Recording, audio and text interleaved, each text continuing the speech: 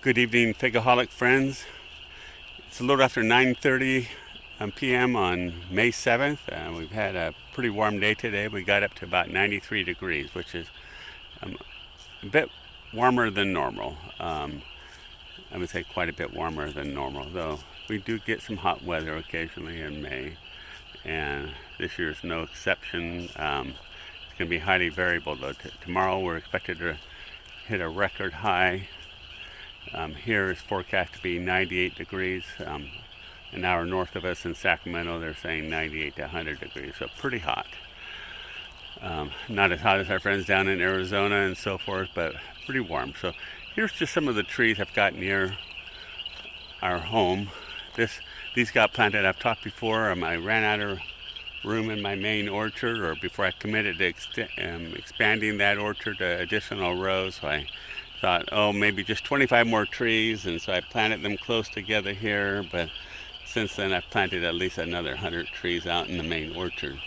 But tonight is a nice, cool evening here, about 70 degrees, and we've got a full moon or close to it. I'm not sure exactly, and I thought it was kind of interesting.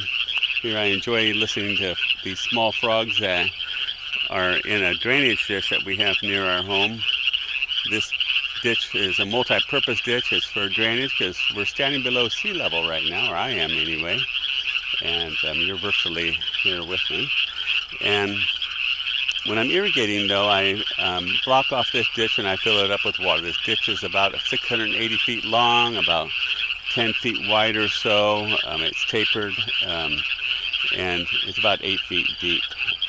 And we fill that up with water. We pump water out of the Sacramento River. We have riparian water rights, and our 15 horsepower pump at the river pumps about 1,850 gallons per minute.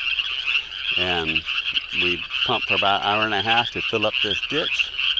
And the water enters from the other end. I can drain it from this end here to my north. And the frogs really make a lot of noise at nighttime when the ditch is full or close to being full. When it's drained, they're quiet. I'm not sure, there's fewer bugs on the water or whatever the issue is, but during this time of year, the ditch is often full, so they really make a lot of noise here. Even in our home, we can hear them in our bedroom there with the window open. I know, I'm not boasting, I have friends back in the Northeast that are dealing with some frost now. They're having to move trees back in and so forth, and that's not something that we have to do, of course. And so I feel sorry for them, but also it's too hot here during the day. But I've got another orchard I'm irrigating now, not chestnuts or figs. I grow both of those, but I got a new orchard I'm trying to get established. And since it's a new orchard with this hot weather, I'm irrigating here some tonight to get the plants hydrated, to be able to handle the weather. I irrigated this morning, but I checked the soil moisture levels pretty precisely. Here I have a 5 horsepower pump that pressurizes our water through our drip lines.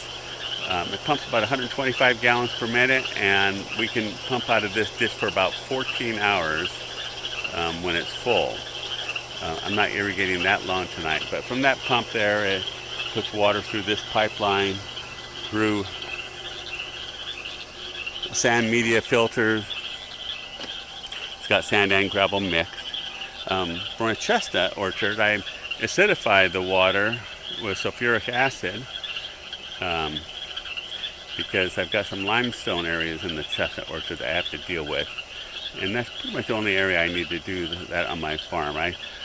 For other fields I've grown alfalfa and so forth, that doesn't get irrigated with this small pump. That just handled directly out of the main pump, or we got a big diesel engine.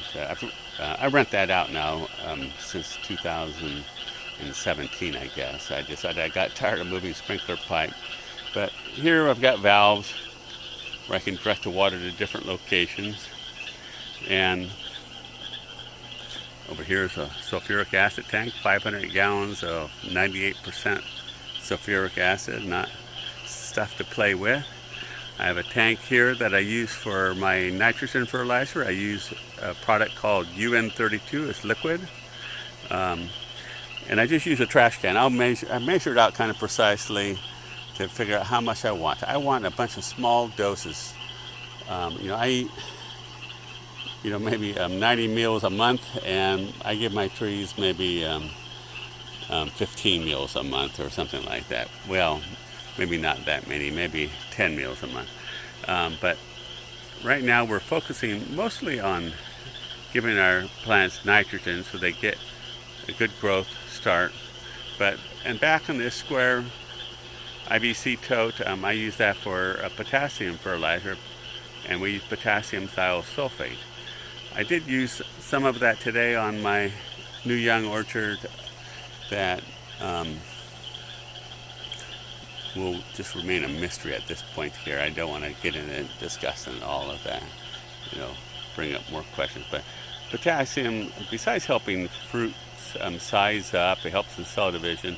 It's said to help with plant stress, and since it's going to be warm tomorrow, I went ahead and gave the trees some potassium this morning.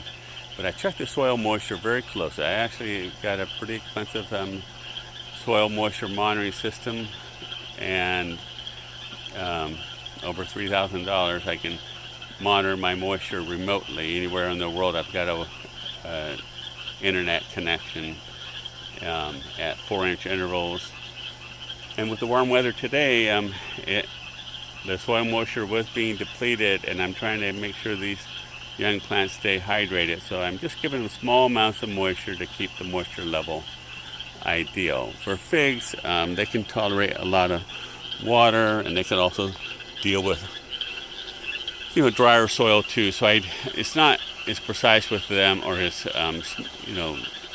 small or frequent for them. I can give them larger doses and get the soil down further. But even I would say, some of our new fig trees that we might grow, those need watering more often too, especially during hot weather. So I'm just running this irrigation now for 15 minutes, and each tree is going to get about 2 gallons of water, roughly 7 liters, I think. And that'll be twice today. And then tomorrow I probably will irrigate again. So anyway, showing it, I just thought the big moon was pretty and the frogs were busy, and I thought I'd share that. Soon, I'm hoping that, probably over a month before we harvest any Breba figs, but I soon will be doing some updates of the orchard and show the progress of that orchard. Anyway, thanks for watching, and everyone stay cool, but not cold. I know some people are cold, and I feel bad for you folks that have to deal with some frosty weather now. That's not anything that we're dealing with. We're on both ends of the spectrum here. And thanks for watching, and stay safe, everybody. Bye.